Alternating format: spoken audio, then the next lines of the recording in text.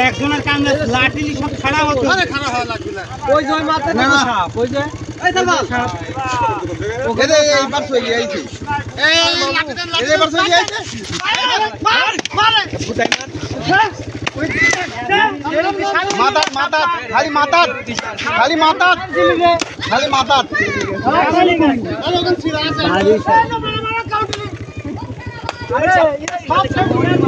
আরে ওই মাথার উপর বাড়ি মারো আরে ওই দূর বল হয় আছে দেখি পালাতে চলে যায় সারছিল